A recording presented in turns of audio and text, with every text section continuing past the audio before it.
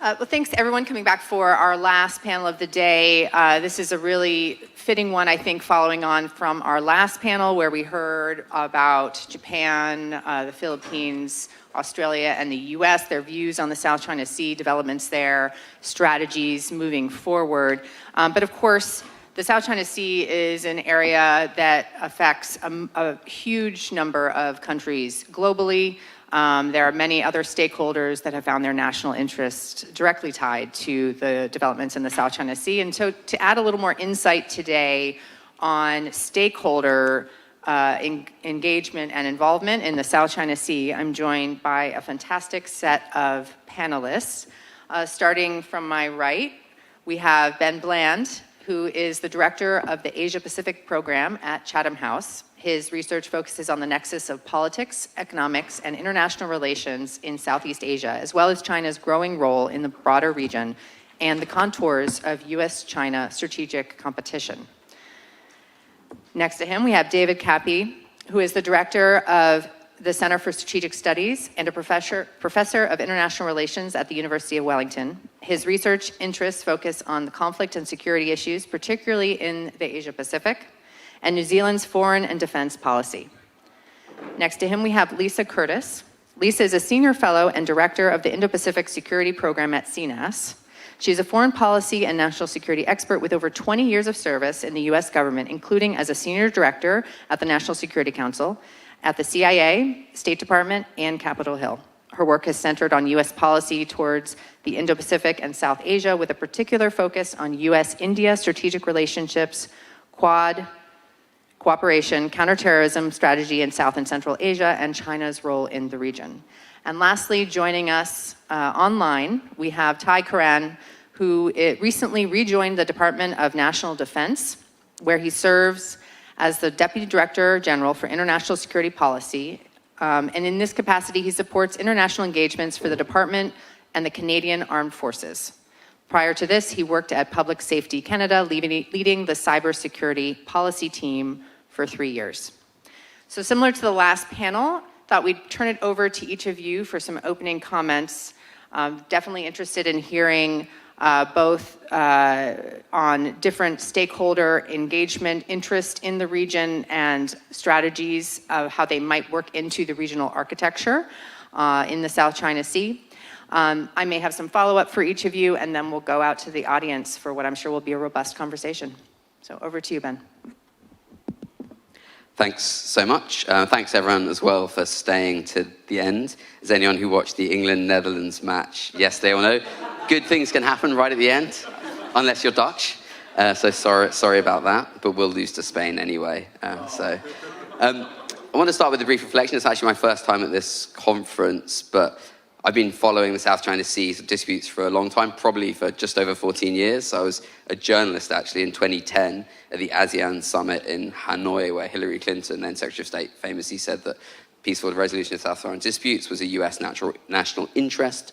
Yang Jiechi also famously said, China is a big country and the rest of you are small countries, and that's a fact. And it strikes me that tensions have always been rising in the South China Sea. As a journalist and as a think tanker, people keep writing this. So yeah, maybe CSIS, the Asia Maritime Transparency Project, can come up with some sort of tensionometer or South China Sea thermometer, or doomsday clock for the South China Sea, because it is quite confusing, I think, especially if you think about the broader public and political stakeholders, if you keep saying tensions are rising. I'm going to talk about Europe. I'm from the UK. As you may know, the UK did leave the European Union a few years ago, but the UK remains part of Europe. Geography is a fact, and I spend most of my time traveling in Southeast Asia and North Asia, and all our partners in the region see the UK rightly as part of Europe. So I'm going to speak about Europe in general, and I think I'll first address the question of why Europe should care or does care about the South China Sea, and secondly, what European governments and others can and can't do. The first thing I'd say is I don't think European nations are outside powers in the South China Sea or in Asia more generally. Obviously, they're not necessarily geographically located in the region, although the UK and France do have territories in the Pacific. But if you think about the economic linkages, they're really, really deep. The EU is the third biggest provider of foreign direct investment to ASEAN, to Southeast Asia. It's the third biggest trading partner. UK, some of its biggest companies are key providers of technology and financial services across the region. When it comes to maritime questions, there's huge shipping interests. So think about the maritime insurance industry, much of it based in the UK. Think about big shipping lines like Denmark's Maersk, Hapag-Lloyd from Germany, etc. Then we have kind of military connections. So the UK does have a small base in Brunei. It's part of the five-power defense arrangements. France has sort of military assets in its Pacific territories. So there's a connection there. But I think more generally, it's a global question because the South China Sea, Taiwan, as various other panelists have talked about, these are connected issues, and we live in a globalized world. So I don't like to think of the Indo-Pacific as a sort of region. It's 2/3 of the world economy and a huge amount of the world's territory. We need to be thinking about China's behavior in Asia, China's behavior in Europe in future, because I think European countries need to monitor how the PLA Navy acts, how China acts, because whatever is happening here will probably be happening near our shores in future, and we're going to be bumping up against China in the Middle East, in all kinds of places in future. So what, briefly, can Europe do? Well, I'll start with what Europe can't do. So this is kind of the straw man, right? Europe is not going to be a hard military balancing force in the South China Sea. That's just obvious. Get that out of the way.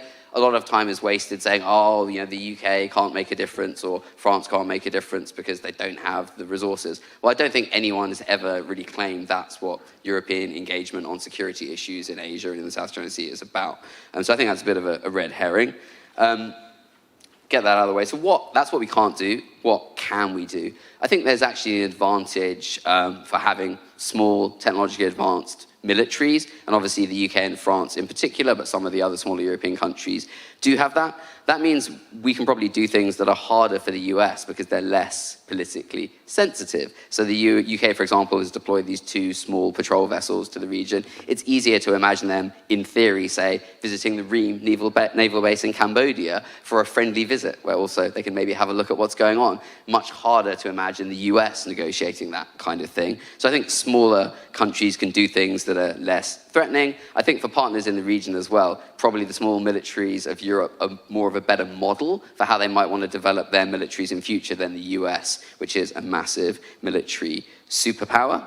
I think in terms of diplomatic, political, moral support and promoting transparency about the South China Sea, there's a lot that European countries have done and are doing. So if you read kind of what the UK, what Germany, what the EU have said about recent events in the Philippines and the arbitral ruling in 2016, etc., it's pretty strongly supportive, calling out some of China's dangerous behavior, supporting international law. It's not complete unity. If you have a look carefully, France is a lot more restrained in the things it says about China's behavior than Germany and the UK or the EU. But broadly, they're quite supportive, so I think that's good. Countries in Southeast Asia, especially claimants, want options, they want transparency. And I think more broadly in our societies, we can help transparency not just through our governments, but through think tanks, through our media. Think about the role of an organization like the BBC, which has reported on some of the events in the Philippines, some of the events with Vietnam and China in the past. I think about other media organizations like the Financial Times, where I used to work, Reuters,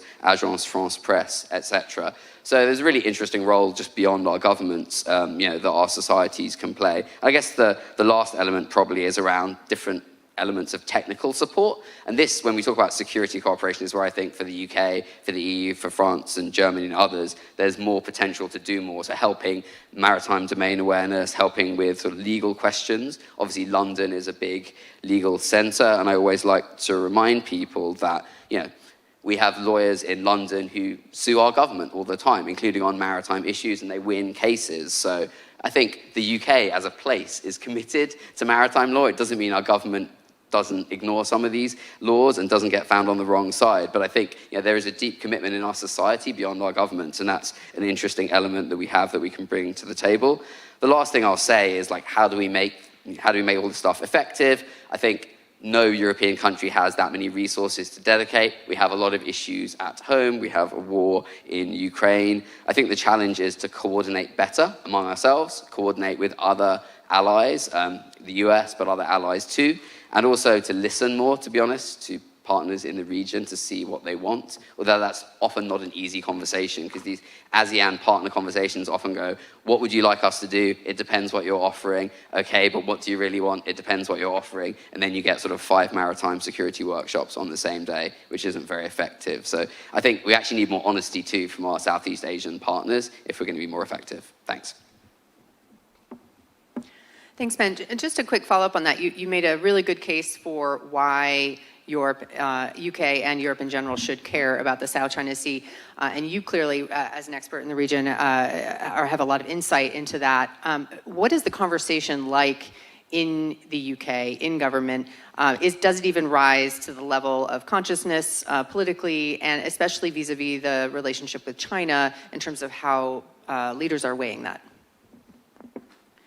Yeah, I think under the previous government, there was a tilt to the Indo-Pacific. So I think there was definitely an elevation of the focus on China and the region. The UK became a dialogue partner of ASEAN. It became part of AUKUS. It joined the CPTPP. So there was a kind of trade element, a defense element, a diplomatic element to that, which was good. So I think things moved up the political debate somewhat. But I think, to be honest, the case hasn't really been made to the British voters, either that China is a real threat to our society or our future, nor really that it's worth the government investing in kind of the positive side of deeper engagement in the region, the prosperity, the trade, and other kind of relationships that can stem from it. So I think that is a bit of a missing piece of the puzzle, and unless you have the kind of political and public support, it doesn't really matter that we have really good officials who understand this stuff. Unless it's part of the political debate, there's going to be a problem. But we have a new government in the UK, so I think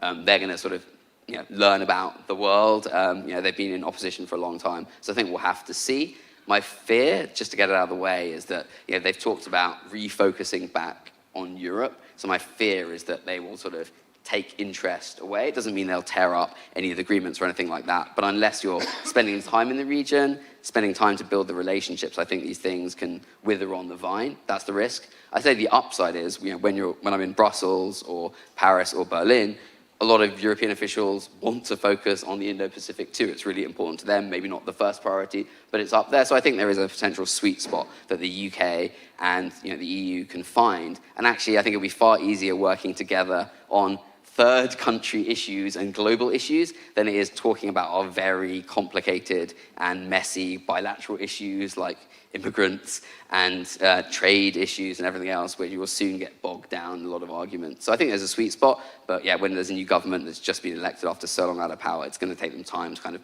find their voice and find their feet on these issues. David, over to you. Well, thanks very much, Catherine. And can I join everybody else and say thanks to Greg very much for the invitation to be part of this conference. I'm one of the others who's a long-time listener, first-time caller, and it's lovely to be joining you today. I'm not going to presume that many of you know an awful lot, or in the weeds and the details of New Zealand's approach to South China Sea issues.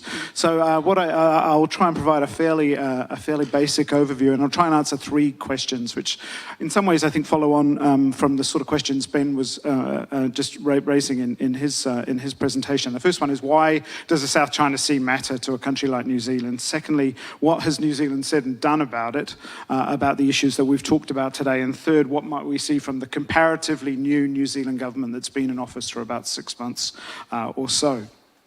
So first, why does the South China Sea matter to New Zealand? It's about somebody who flew for about 24 hours to get here. It's about a 10-hour flight from Auckland to the approximate area of the South China Sea. We're a long way from it. But obviously, New Zealand is a relatively small trading nation with a deep and long-standing set of interests in the preservation of international law, respect for peaceful resolution of disputes, for multilateral institutions, for the decisions of international courts.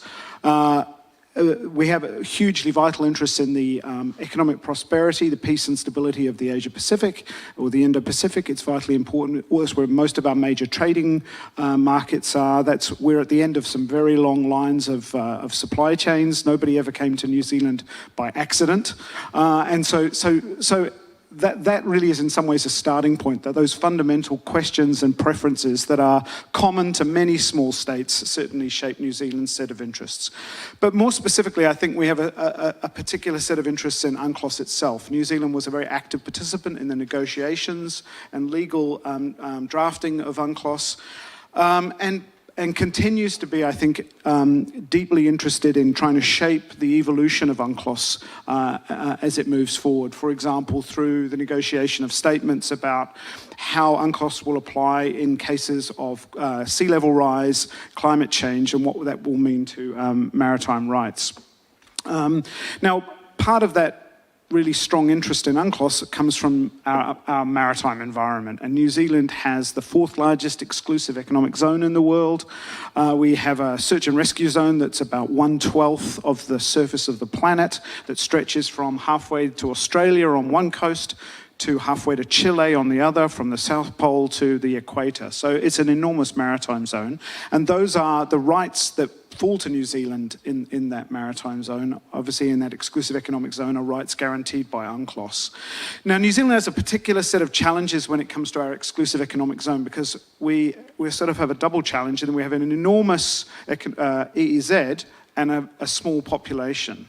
And a small population to raise the resources through which to police and secure those rights. And if you actually measure EEZ per capita, New Zealand comes out to about 0.8 kilometres square per person. In second place is Australia with 0.3 kilometres square per person, and then France 0.1. Now, I have not invented this as a kind of tragic law of the sea-based competition where New Zealand comes out on top, but simply to point out that when you have such a large area of maritime rights dependent on a small taxpayer base, a small resource base, then respect for the rules becomes hugely important. Respect and compliance with the rules becomes hugely important, as does also working closely with partners. And I would say also, just to finish on this point, as well as New Zealand's own immediate interests, we obviously have very, very strong interests in the Pacific as well. And there you have other huge EEZs, you have economies that are highly dependent on resources like fisheries, you have a huge problem with IUU fishing, and New Zealand's security is dependent on the Pacific security. So secondly, what's New Zealand done?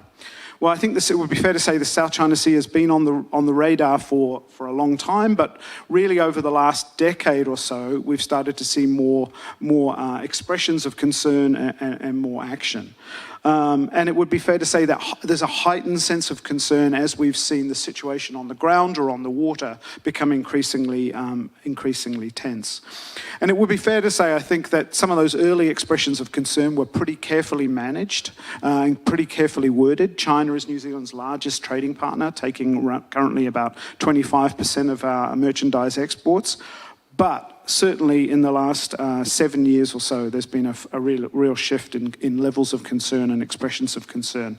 And so we've seen a whole range of diplomatic statements issued, either unilaterally with others, with other partners, at regional forums like the various ASEAN institutions, Shangri-La. And over time, those have become much more specific about naming China and naming particular actions, whether reclamation or what we've seen in Second Thomas Shoal over the last few months as the real concerns. Secondly, I think there's been a legal dimension to that diplomacy, submission of a note verbale with another number of other countries registered in August 2021 that made very clear that New Zealand's position on the decision of the arbitral tribunal was that it was final and binding on all parties, dismissed claims about historic rights, no legal basis for continental states to claim archipelagic status, and so on. And so there's a legal dimension to it as well. And then third, there is a military dimension. Wouldn't want to overstate that, but for a number of years, New Zealand ships and aircraft have regularly had a presence and crossed the South China Sea, exercising the rights of freedom of navigation. This was somewhat undermined, I think, in the lead up to COVID by the extended refit of New Zealand's naval combat force. But as soon as those vessels were back, from 2020 onwards, you saw New Zealand frigates, for example, taking part in exercises with US, Japanese, and the British carrier through the South China Sea in 2021. And then finally, in terms of policy, there have been a number of shifts, particularly since 2018, and you see the issuance of a series of strategy documents. So last year, a first national security strategy, also a number of defence documents that not only make very specific reference to the South China Sea disputes specifically, but also analogize from them to point to particular and possible risks in the South Pacific. And you see, for example, reference to if we saw the establishment of a permanent military presence by a state that didn't share New Zealand's values, or military or paramilitary backed resource exploitation in the South Pacific would be a clear challenge to New Zealand's interests. You don't have to be Sherlock Holmes to work out what that's referring to. And just to point to to draw on a point Ben made, I think it's also the transparency around the actions around Second Thomas Shoal in particular have had a real impact on public opinion. I can come back to that. And then just finally, we have a new government in power. It's been in office for about 7 months. It's a centre-right coalition. And while foreign policy in New Zealand is generally very bipartisan, there has been a shift in emphasis, I think. One of those has been to be more out and visible in some key Indo-Pacific relationships. And we've seen the Prime Minister and Foreign Minister crisscrossing Southeast Asia and East Asia. And one country that's been getting a lot of attention, and it won't be surprising, it's come up a lot today, has been the Philippines, with visits from the Prime Minister and the Foreign Minister. And while there was an announcement to begin negotiations, which have now been concluded, for a mutual logistics support agreement and to begin negotiations for a SOFA. New Zealand was an observer at Balikatan this year, and I think there's a much stronger security dimension to the kinds of statements that have been released with partners in the region. Secondly, there's a keen desire, I think, on the part of the new government to say that it wants to be a contributor, to carry its weight on international security issues, and these have a strong maritime security dimension. So New Zealand quickly responded to calls for contributors to actions to respond to the attacks on shipping in the Red Sea, with sending New Zealand forces to the Gulf. More recently, while the Prime Minister was in Japan, they announced an uptick of the contribution for maritime patrol aircraft P-8s and naval vessels to enforce DPRK sanctions. There has been I'll finish on this point. I think the question really here is about resources and platforms and capability. And there's a real challenge in terms of the New Zealand Defence Force, in terms of personnel that we've heard about from other partners and attrition, but also a number of major naval platforms that are where there's looming obsolescence. And there's some real challenges for the government in terms of finding the money to replace those. Thanks, David. That was a great overview. Just a quick touch on New Zealand. You definitely talked about New Zealand's interest in working, especially with this new government, with more partners and allies across the region, and the importance of the rules-based international order. But in terms of Southeast Asia itself, you mentioned the Philippines. Is the government looking to deepen those relationships with any other Southeast Asia partners, focusing mostly on the maritime domain, or perhaps doubling down on its status as an EAS member with ASEAN? Yeah, so far we've seen quite an intense burst of diplomacy around Southeast Asia. The Prime Minister went to the Australian Special Summit with the ASEAN leaders, and then he toured Singapore, Thailand, and Philippines, and the Foreign Minister has done a number of different visits.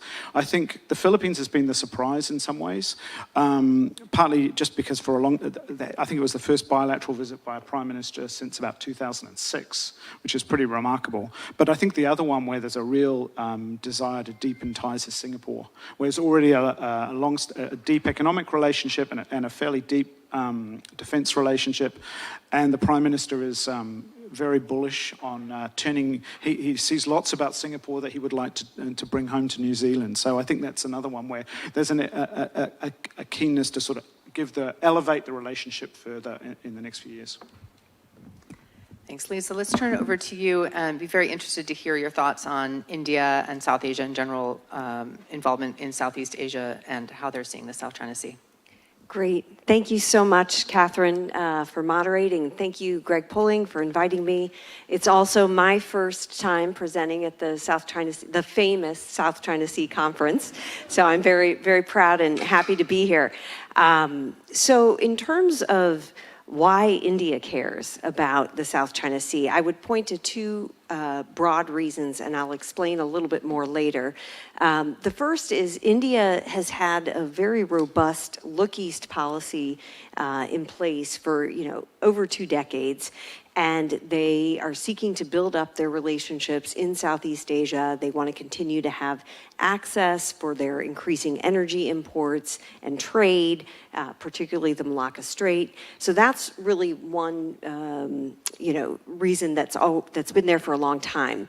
The second is a little more recent, and that would be the implications for the Indian Ocean region, which obviously India cares a lot more about, and where we have seen China increasing its presence and activities. So those are the two main reasons. And I would say that India's perspective on the South China Sea is definitely evolving. The changes in its policies have been fairly incremental, nothing too dramatic, but are noteworthy. And I would point to, in the last year, New Delhi has become more vocal about its support for the Philippines, in particular, as the Philippines is facing this standoff with China over Second Thomas Shoal. They've started recognizing the legitimacy of the 2016 International Arbitral Ruling, something they had previously taken a completely neutral stance on. They've gone out of their way recently to support the Philippines diplomatically. And just last month, their statement where they said they opposed any unilateral actions seeking to change the status quo by force in the South China Sea was notable. India and the Philippines have been improving their bilateral defense ties, including the $375 million deal for India to provide BrahMos supersonic cruise missiles, which the first batch was actually delivered to Manila in April.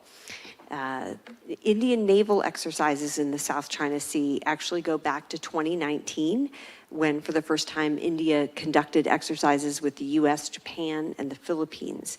And just last year in May, India for the first time conducted a joint naval exercise with 7 ASEAN nations in the South China Sea.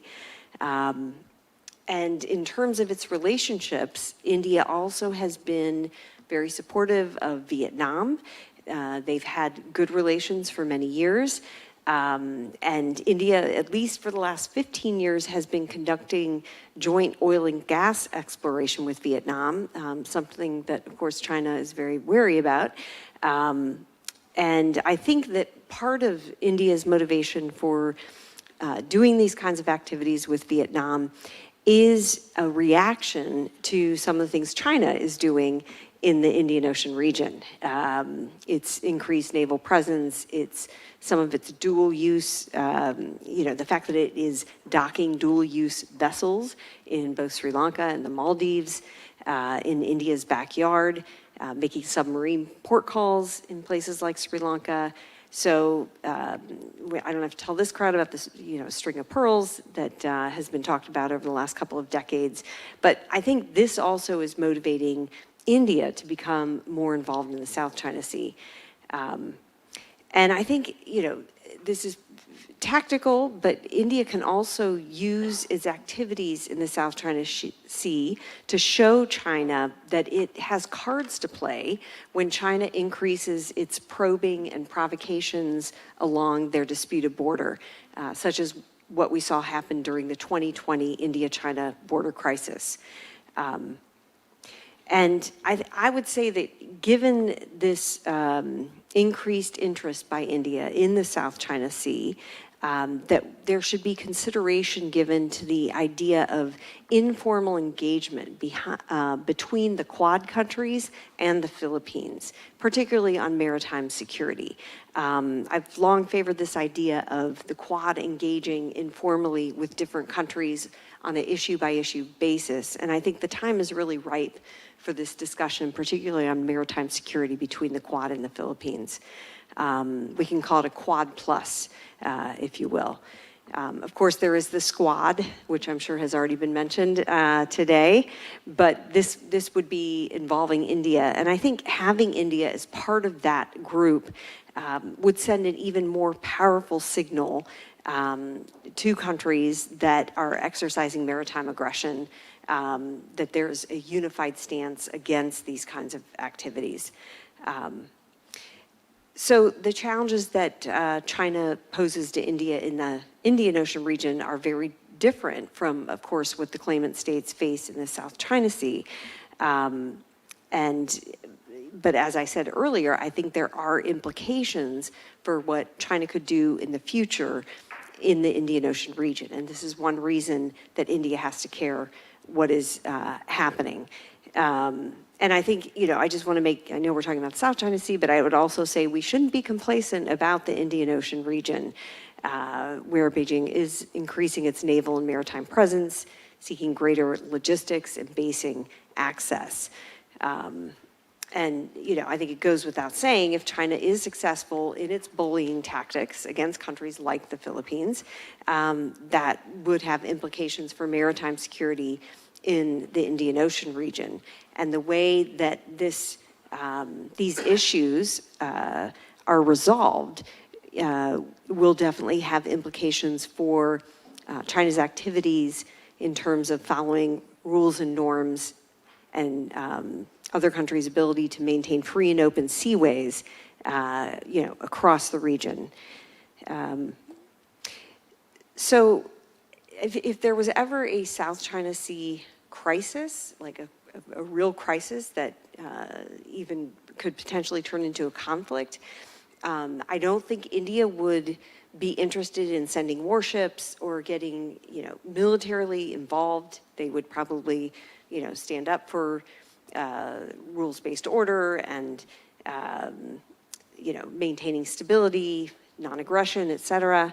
But I doubt they would want to really become involved in any way militarily. And it's still even an open question if they would allow the US and other countries like Australia and Japan refueling or logistics access to Indian territory, such as the Andaman and Nicobar Islands, which are at the mouth of the Malacca Strait. I think these are things that Indian officials are thinking about behind closed doors and considering, but the jury is really still out. And that is because they are concerned about what happens on their border with China, and that's always something that's at the back of their mind. But still, I think that India will play a critical role in deterring any maritime aggression in the region and helping keep seaways open. And while India won't expend as many resources or military capital as countries like the US, Australia, Japan, and others, they certainly won't be a bystander to what's happening either. And just one last broad point that I was thinking about, I was listening to the others' comments, when we're talking about India's relationships in the region, and it's my sense that Southeast Asian nations appreciate India's soft power capabilities. India really has a lot to bring in terms of its soft power. Its focus on economics, things like, digital public infrastructure, which was its big program during the G20. So I think there's appreciation of that approach, India's kind of softer approach, and that's helped India to build up trust and confidence in the region. So I'll just stop there. Thank you. Thanks, Lisa. Great point about the Indian Ocean. I think like the Pacific Islands region, they're all dependent on the international rules-based system, right? And so what happens in the South China Sea is also very connected with what happens in all the maritime domains. I'm going to forego my questions, and I have many, and turn to our last speaker, as I do want to make sure that we allow time for audience questions. So, Ty, over to you. Thanks, Catherine. I appreciate that. And apologies, I'm going to, in good Canadian fashion, I'm going to start off with a bit of an apology that I couldn't be there in person.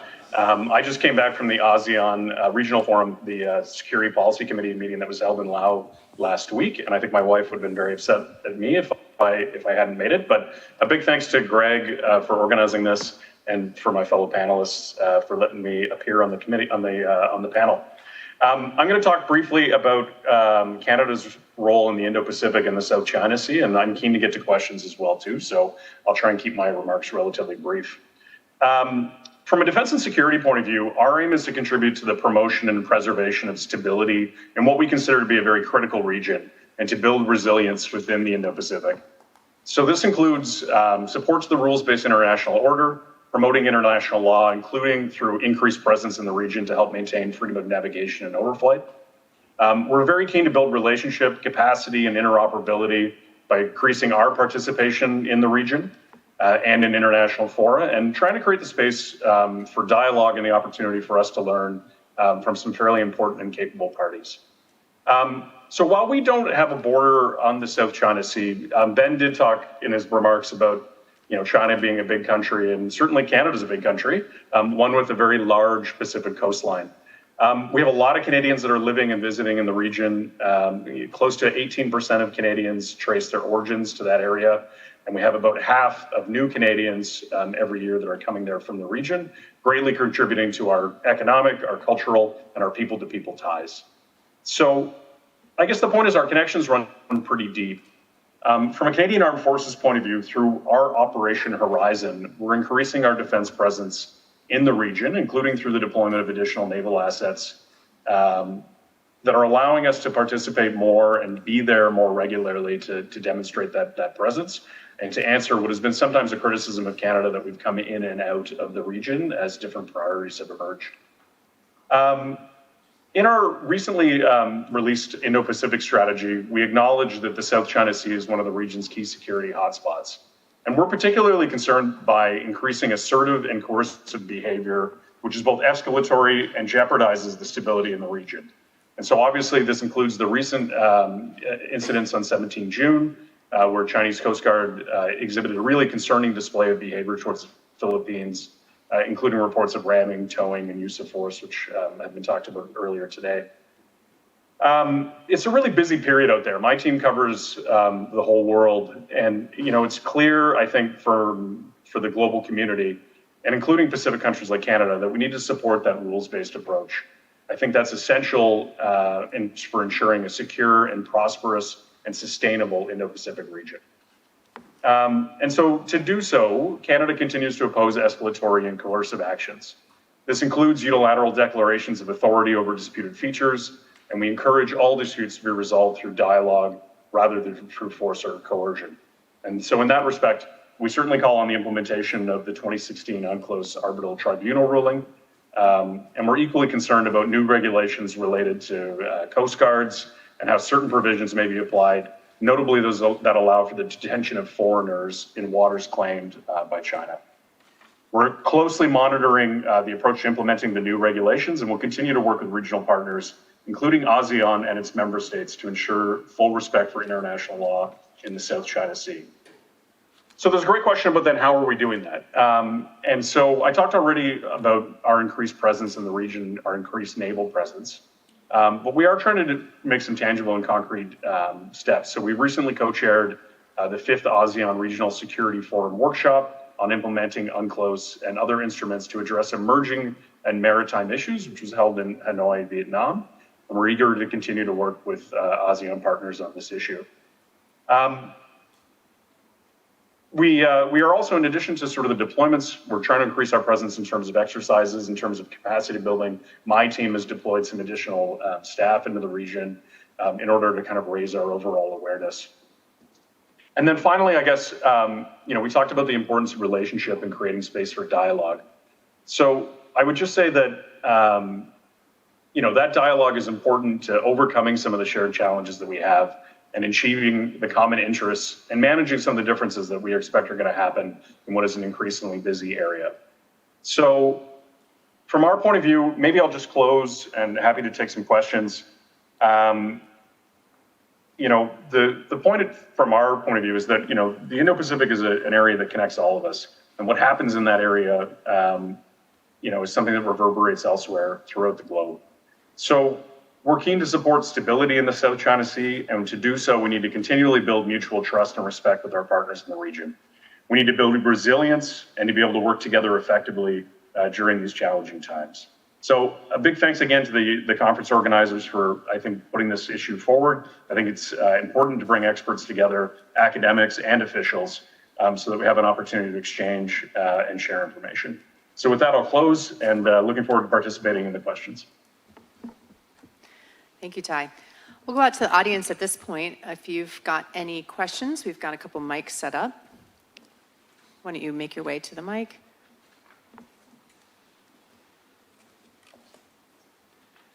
Do we have two or one? Let's take a couple questions at once. We'll take three, and then let the panelists answer at will.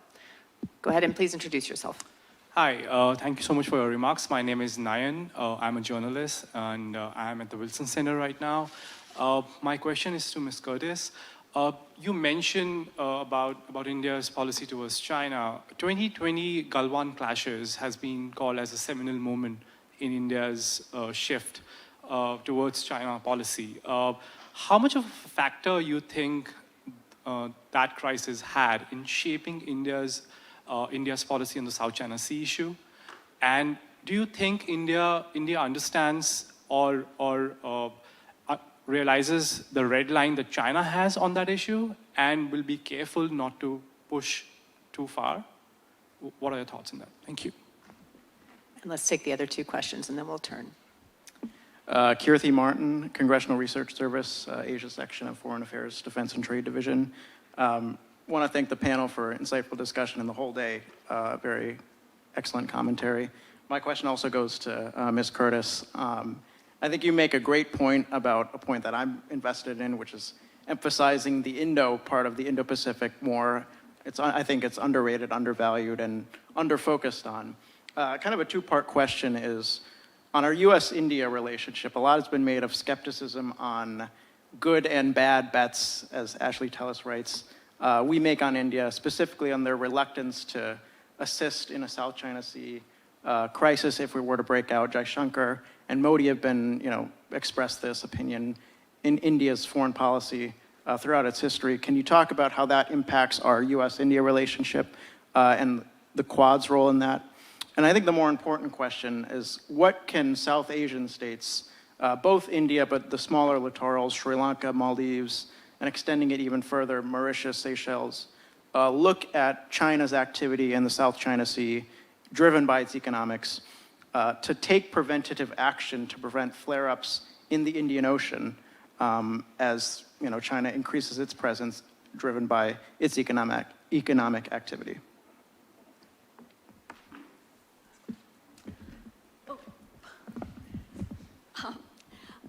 Hello, my name is Tamara Lawrence. I'm a PhD student at the Balsillie School of International Affairs at Wilfrid Laurier University in Ontario, Canada. So this is a comment and question for the Canadian panelists from the Department of National Defense. As you know, last year, U.S. General Mark Minahan predicted that there could be war with China in 2025. This is very concerning to Canadians.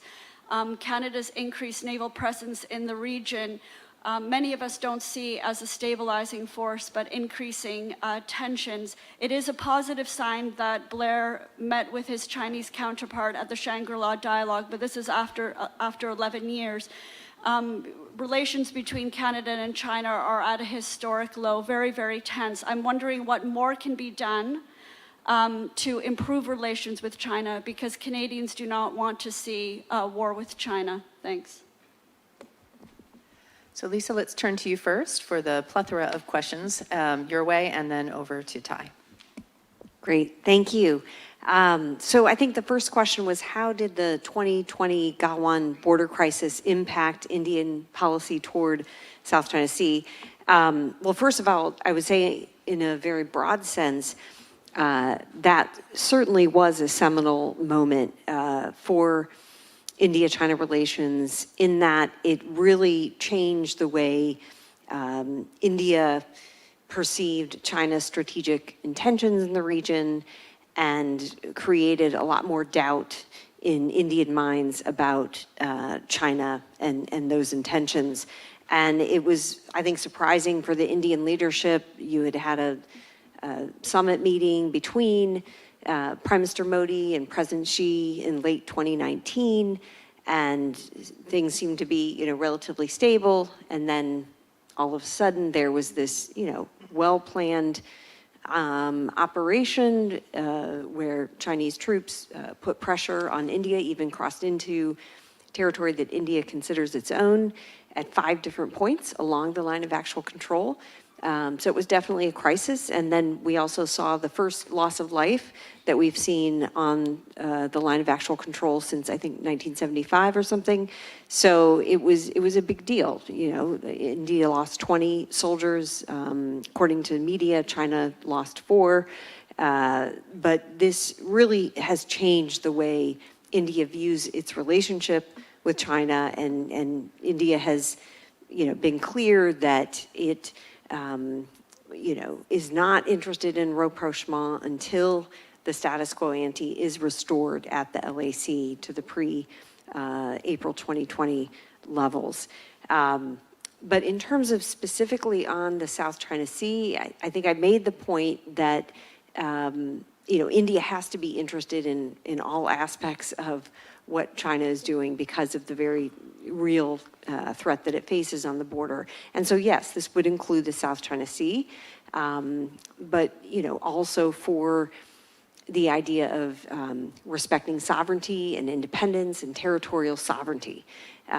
So I think that's the greatest reason that it would be backing the Philippines at this time, as well as any other countries that come under that kind of pressure on their own sovereignty and independence. And the second question was, does the U.S.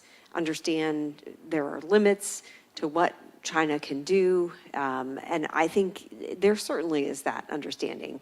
And I think there was reference made to the Ashley Tellis article, which I think is now 2 years old. People are still talking about it.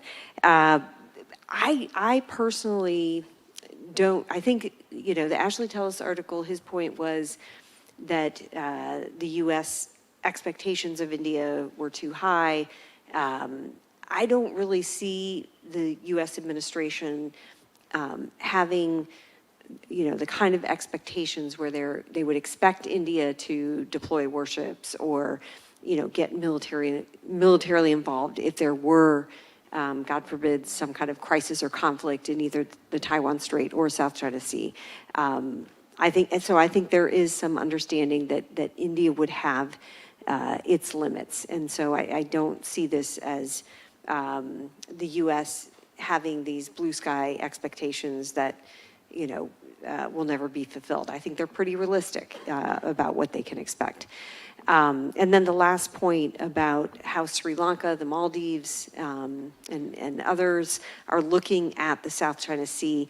I would just say, I don't think at least in the Maldives and Sri Lanka case, I don't think they're paying that close attention to what is happening. I just think they have other concerns. Sri Lanka, has an economic crisis, political issues. They have their own issues that they're thinking about, and they already have well-established relationships with China that have their own concerns. So, the fact that China does not make territorial claims in the Indian Ocean region means that they don't really think about what's happening in the South China Sea. And, I would just point out that in Sri Lanka, the concern is more what's happened in terms of their Belt and Road commitments and the fact that they became so over-indebted and to the point where China now has a 99-year lease on the port at Hambantota. So they've got their immediate concerns that they're thinking about, and I don't think they spend a lot of time thinking about the South China Sea. Ty, over to you. Well, thanks very much. And Tamara, thanks for the question. I think from our point of view, I mean, I see our presence in the region as stabilizing as opposed to destabilizing. And I think it's important to remember, while we have certainly augmented our presence in the region following the release of our Indo-Pacific strategy, I mean, we've been there for a long time. Canada has maintained a presence in places like Korea since the 50s, and we've had an ongoing relationship from a capacity building program with a number of countries. I was just in Malaysia last week, where we've been working on Exercise Mantis since 2014. So certainly I think that, the presence that we have in the region, is about greater contribution to the region's capacity to address challenges, some of which are related to international security. And I would say, the South China Sea is obviously the topic today, but that's not the only issue in the region that we're concerned about. I already mentioned Korea, but there's a lot of issues in there which we think the Canadian Armed Forces, can play a positive role. You are right. We've had a challenging relationship with China over the last couple of years. As you mentioned, our minister had his first bilat with his Chinese counterpart at the Shangri-La Dialogue, and we think that's an important first step in normalizing, relations with China from a defense point of view. We think there's still a long way to go, and we look forward to working with our partners there. Ultimately, our Indo-Pacific strategy is about the broader region. It's not a China-focused strategy, although obviously from a defense point of view, it's something that we think about quite regularly. But I'd like to think of our presence as being useful, and one of our panelists, I think it was David, made a comment about, or maybe Ben, about, there are areas I think where Canada can be useful that are challenging for other partners to be. And I think that's one of the areas I think where, we can contribute in a way that is outsized to our role, despite, as I already said, the size of our country. Cheers. Thanks, Ty. I think we have time for one more question. Do we have any other questions from the audience? Well, I certainly have some more questions I can easily throw at our panelists. Ben, could I turn back to you? We talked a lot about UK, Europe, interests in South China Sea, interests in Southeast Asia. Could you speak a little bit, though, to European leaders and maybe specifically UK leaders' willingness to speak directly to China and Chinese leaders in terms of what's happening and their concerns about the South China Sea? Yeah, sure. Well, as I said earlier, I think in terms of our governments, they're broadly happy to put out statements. I think in terms of leader to leader, it's interesting. I mean, the UK hasn't had a leader to leader meeting with China for quite some time. But obviously, we've seen French, the Germans, others going to Beijing, which is interesting. I think one interesting point to flag out here, I think there is a bit of a dividing line between Europe and the US here, to an extent. I mean, I think because your military is forward deployed in the region, there's much more of a sort of visceral sense of competition. That's not the case in Europe, and even within Europe, there are obviously very, very different attitudes to China. We saw Viktor Orban, Hungary's prime minister, going there recently in a very friendly visit. So there's dissonance within Europe, but broadly, I think there is nervousness in Europe, so a desire to call out China's dangerous behavior, its coercive behavior, to reinforce international law. But there is a nervousness about being too confrontational. And I think in Europe, there's also a sense that we need economic connections with China, whether or not we think that's right. I think that's what most European leaders are thinking. So there's a challenge right now, and a lot of that comes back, fortunately or unfortunately, to what happens here, I think, in your election. I think that's going to have a big influence on all the allies, in particular, much more so than countries in Southeast Asia that aren't allied, but the ally and the real ally and the other allies, I think, are going to be really affected by how your next government engages. And if you have a government like the current one that is keen on partners, then I think it's easier to convince Europe to do a bit more. I think if there's maybe an administration that isn't so focused on working with allies, things are going to be problematic, and then it will be fuel to the people, a bit like Beck was saying earlier, who said we can't really rely on the US anyway in the long term. There's going to be strong evidence that that's the case. So I think, it should be more about what we think and what we want to do. But to be honest, US politics really matters a lot when it comes to our foreign policy in Europe. All right, so last call for any quick question that we can pose to the panel. All right, with that, I'd like everyone to join me in thanking our esteemed panelists today.